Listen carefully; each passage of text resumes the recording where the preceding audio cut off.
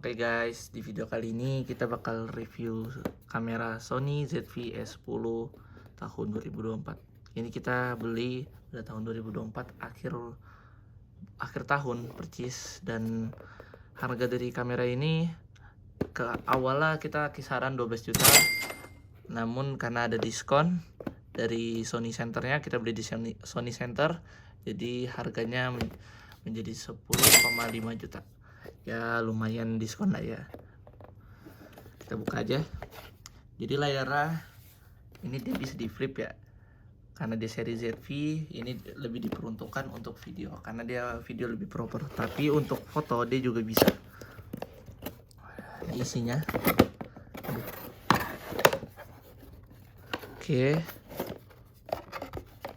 Nah, ini isinya ada apa aja? Di dalamnya ada yang ini sebenarnya kabelnya untuk di luar negeri. Kita dapat juga kabel yang, jadi ini casan yang pala 2-nya, dan ini sudah type C ya.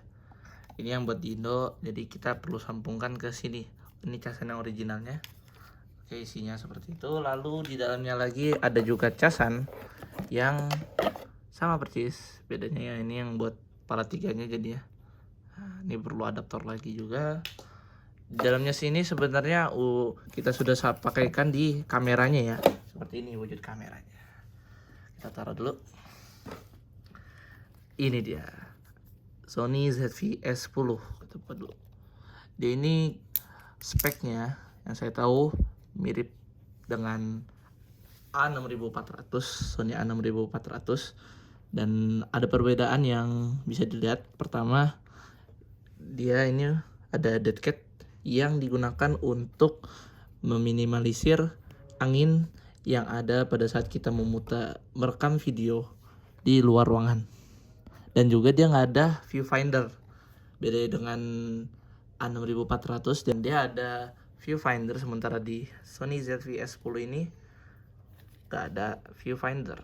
Soal spek, kamera ini resolusi fotonya sudah mencapai 24 megapiksel sama seperti A6400.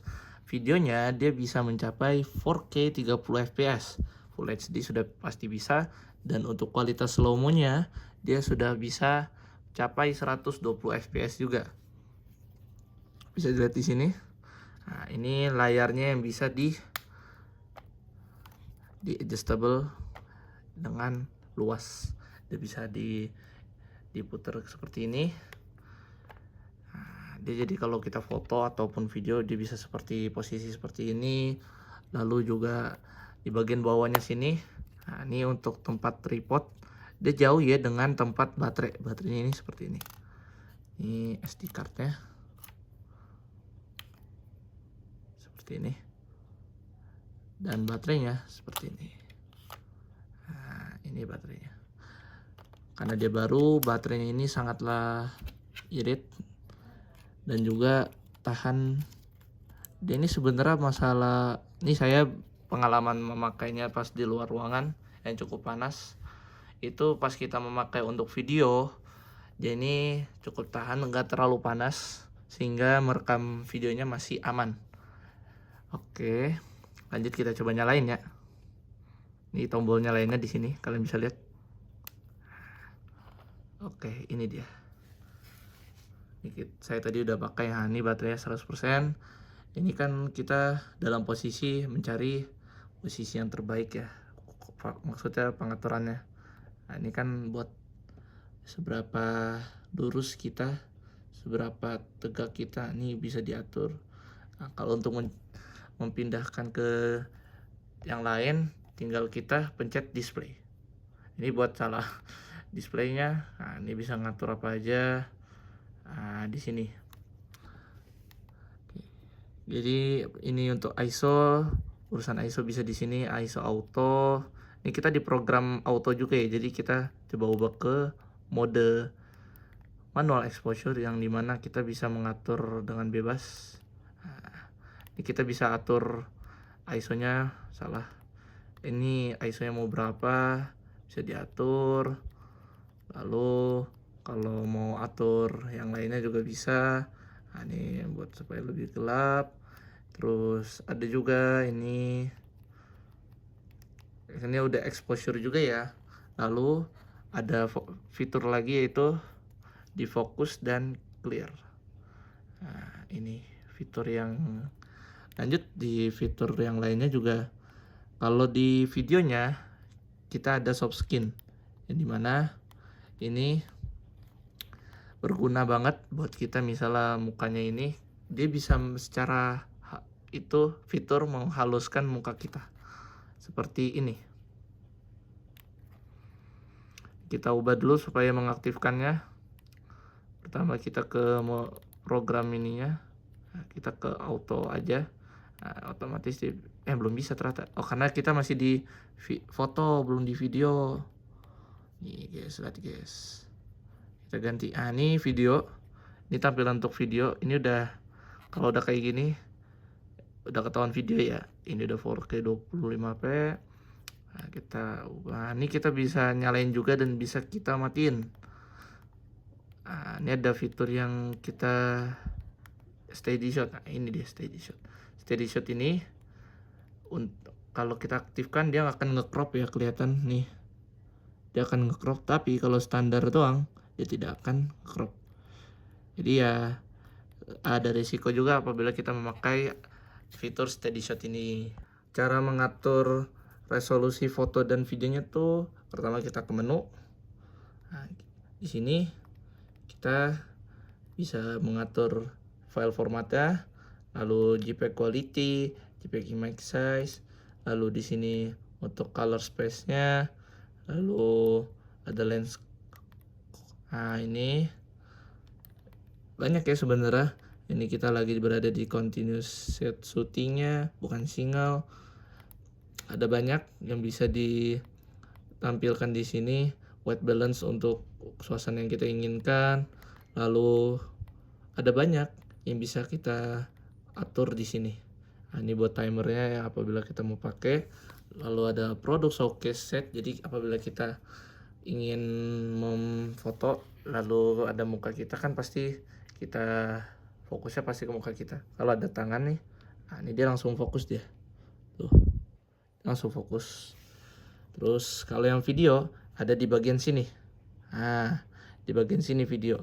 Ini foto pertama, video kedua. Nah, di sini. Nah, ini shoot modenya kita nggak bisa ubah karena dia di program auto. Ada USB streaming juga.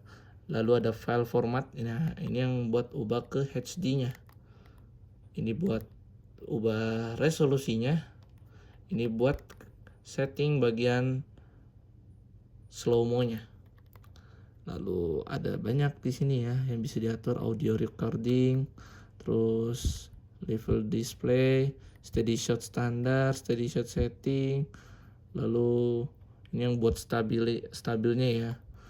Terus ada marker display, ada marker setting. Lalu ada banyak ya yang bisa kita atur di sini, movie, shutter, silent shooting, steady shot on, terus ada banyak guys. Nah, sekarang kita ke bagian yang kanan.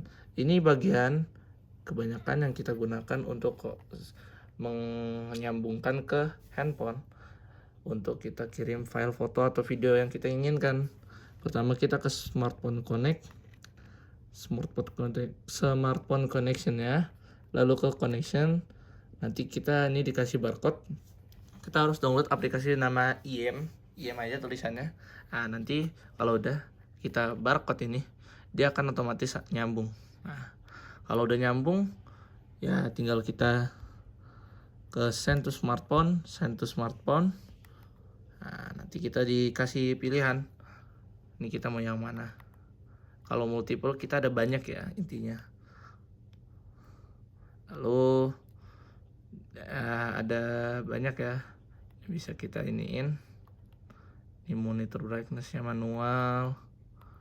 Ya seperti itu aja yang ada di menu ini.